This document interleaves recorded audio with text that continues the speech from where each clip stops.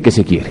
Con eso tendríamos más que suficiente. La interpretación del IFE es esos 48 minutos en intercampañas son para autoridades electorales y nada más, y así lo operamos. Si hay una alternativa, mejor, qué bueno, pero sí se requeriría una precisión legal que nos ayudara a tener certeza de cómo actuar en ese sentido. Pero otra solución sería, y ya el senador Caldwell apuntaba algo al respecto, ¿por qué tiene que haber periodos intercampaña tan grandes? La solución sería pues, que no hubiera periodos de intercampaña. El periodo de intercampaña facilita incluso la tentación de realizar actos anticipados de campaña. Regulamos actos anticipados de campaña que se dan en los periodos de intercampaña cuando los periodos de intercampaña no tienen sentido de ser. Entonces, hay elementos importantes, pero tenemos un problema. No nada más es para las elecciones federales, es para las elecciones locales, y son 32 leyes diferentes en cada estado de la República que prevén diferentes periodos y características de periodos intercampañas en donde tiene que haber administración de tiempos del Estado. El senador Caldwell dice otra cosa muy importante, ¿sí? Los calendarios de las locales y la federal no coinciden. Hay precampañas que empiezan en diferentes momentos, en diferentes periodos, hay campañas de diferentes duraciones, y esto complejiza mucho la situación. En ese sentido, el IFE cree que tenía un marco jurídico muy claro y sobre eso nos fuimos a trabajar, pero con varios problemas técnicos, y aprovecho para mencionar otro tema concreto. El 12% del tiempo que tiene que administrar el IFE en periodo regular, es decir, cuando no hay proceso electoral, no es divisible entre spots de 20 o de 30 segundos. Simple y sencillamente no da. Saquemos el 12% a 48 minutos y nos da, por ejemplo, 5 minutos 45 segundos en televisión, o nos da 7 minutos 48 segundos en radio, que no son divisibles entre spots. O perdemos o pedimos más tiempo del que la ley dice.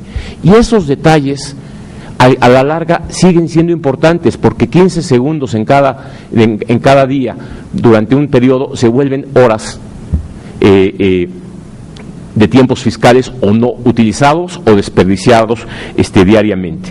Entonces, ese es el tipo de ajustes pequeños a la norma que yo sí invito a hacer una reflexión y una revisión cuidadosa que nos permita resolver en otros procesos con más claridad qué es lo que tenemos que hacer. La experiencia del IFE en estos 3 años ha sido diferente. Es importante tomarlo en cuenta así. La experiencia de 2008, en donde tuvimos 5 procesos electorales locales y todo lo demás era periodo ordinario, fue muy distinta, porque teniendo 5 procesos electorales es muy manejable. Distinta a la del 2010, en donde teníamos 16 procesos electorales, 12 para gobernadores, 3 para solamente congresos y una elección extraordinaria. Cuando el país en la mitad de su territorio tiene proceso electoral como fue en este año, la experiencia no es comparable con ninguna experiencia anterior y las normas tuvieron que ser diferentes. Es por eso que este año sí tuvimos problemas como el de los bloqueos, es por eso que este año sí tuvimos problemas como propaganda gubernamental, es por eso que este año sí tuvimos problemas como el alcance o no de una señal de red nacional, concepto que hay que incorporar en nuestra norma, o no, o definirlo de otra manera en otra norma, y es por eso que en el 2008 no se nos presentaron este tipo de problemas. ¿Por qué no tuvimos estos problemas en el 2009, elección federal? Porque teníamos el paraguas de la elección federal y las elecciones concurrentes se normaban bajo el paraguas de la elección federal, y en ese sentido no había posibilidad alguna en ningún lado del país de propaganda gubernamental. Entonces, es importante revisar cómo la aplicación de la ley no ha sido una sola vez, ha sido en 3 años con características diferentes, con normas diferentes y con efectos y relación con los medios de comunicación muy diferentes. 2009, el consejero presidente esta mañana mencionaba que se transmitieron 33 millones de spots. Y empezaron a ver varios argumentos. Ahorita mismo hemos escuchado algunos elementos. ¿Es eso spotización o no? Hay que definirlo, porque aquí hay un concepto que la norma sí cambió de una manera importante.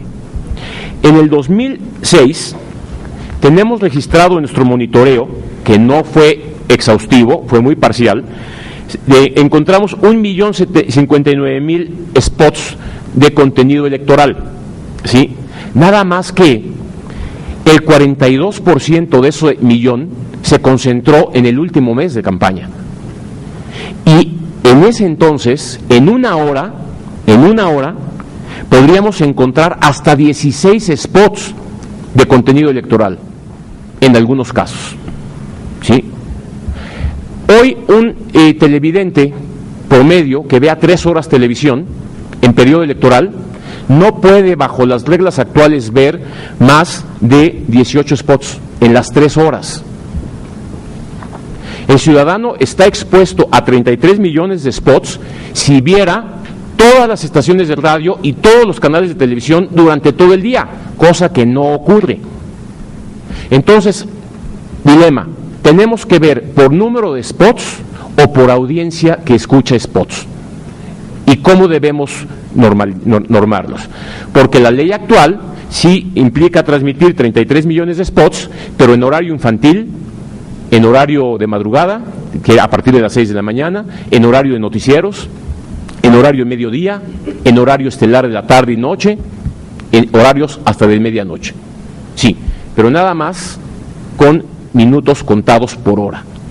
Entonces, ¿qué es lo que queremos entender por spotización y hasta dónde quiere llegarse? ¿Y qué es lo que la audiencia, medida en ratings o en número de spots o como queramos, debe recibir para que haya una comunicación política eficiente?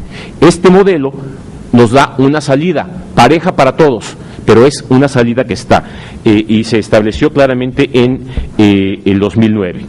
Segundo tema en esta materia. ¿Se afectaba la participación electoral con esta nueva modalidad? La experiencia de 2009 nos dice que no. En 2009 la participación fue superior a la del 2003, elección similar. Pasamos del 41.68% al 44.68%. Entonces, problema de participación no hubo, pero sí algunos datos que reportamos en nuestros informes. La ciudadanía sabía con más precisión y con mayor anticipación cuándo iba a ser la elección y quiénes eran las diferentes ofertas políticas. Y eso es buena noticia. Esa es buena noticia en el sentido de que la ciudadanía estaba informada de elementos electorales, no nada más de quiénes eran los candidatos, sino de elementos electorales importantes. Bien, hubo información suficiente para tomar una decisión.